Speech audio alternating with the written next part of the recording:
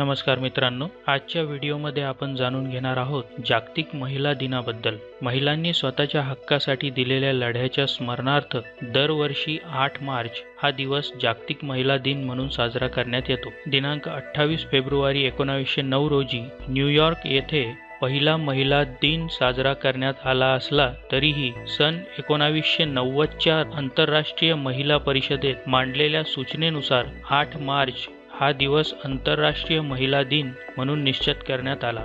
संपूर्ण अमेरिका आणि युरोप सहित जवळजवळ जगभराच्या स्त्रियांना 20व्या शतकाच्या सुरुवातीपर्यंत मतदानाचा हक्क नसलेला होता। पुरुष प्रधान व्यवस्थेतील स्त्री पुरुष विषमतेचे हे एक ढळढळीत उदाहरण।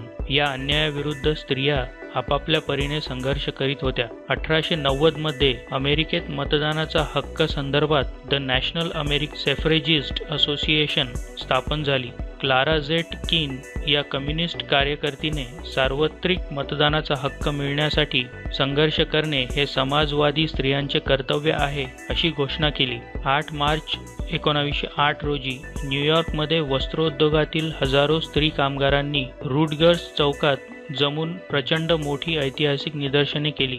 10 तासांचा दिवस आणि कामाच्या जागी सुरक्षितता या मागण्या केल्या। या दोन मागण्याबरोबरच लिंग, वर्ण, मालमत्ता आणि शैक्षणिक पार्श्वभूमी निरपेक्ष सर्व प्रौढ स्त्री पुरुषांना मतदानाचा हक्क मिळावा अशी मागणीही जोरकसपणे केली। अमेरिकन कामगार स्त्रियांच्या या व्यापक कृतीने क्लारा झेट किन अतिशय प्रभावित झाली। 1910 साली कोपनहेगन येथे भरलेल्या दुसऱ्या आंतरराष्ट्रीय समाजवादी महिला परिषदेत 8 मार्च 1908 रोजी अमेरिकेतील स्त्री कामगारांनी केलेल्या ऐतिहासिक कामगिरीच्या स्मरणार्थ 8 मार्च जागतिक महिला दिन म्हणून स्वीकारावा असा जो ठराव क्लाराने मांडला तो पास झाला। यानंतर युरोप, अमेरिका वगैरे देशात सार्वत्रिक मतदानाच्या हक्कासाठी मोहिमा उघडल्या गेल्या। त्यांचा परिणाम म्हणून 1918 साली इंग्लंडमध्ये व 1919 साली अमेरिकेत या मागण्यांना यश मिळाले। भारतात मुंबई येथे पहिला 8 मार्च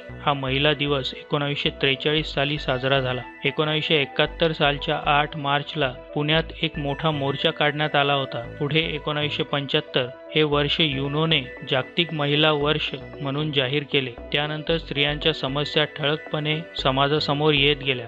स्त्रियांच्या संघटनांना बळकटी आली। बदलत्या सामाजिक, आर्थिक, राजकीय, सांस्कृतिक परिस्थितीनुसार काही प्रश्नांचे स्वरूप बदलत गेले, तशा स्त्री संघटनांच्या मागण्याही बदलत गेल्या। आता बँका, कार्यालयामधूनही 8 मार्च साजरा व्हायला लागला आहे। आजच्या काळात जागतिक महिला दिन सर्वत्र साजरा करताना दिसून येतो। 1975 या जागतिक महिला वर्षाच्या निमित्ताने संयुक्त राष्ट्र संघटनेने आंतरराष्ट्रीय महिला दिन साजरा करण्याचे ठरवले। 1977 साली संयुक्त राष्ट्र संघटनेच्या समितीने विविध सदस्यांना आमंत्रित करून 8 मार्च हा आंतरराष्ट्रीय स्तरावर महिलांचे अधिकार आणि जागतिक शांतता या हेतूने साजरा करण्यासाठी आवाहन केले। भारतात सरोजिनी नायडू यांची जयंती 13 फेब्रुवारी राष्ट्रीय महिला दिन म्हणून साजरी केली जाते।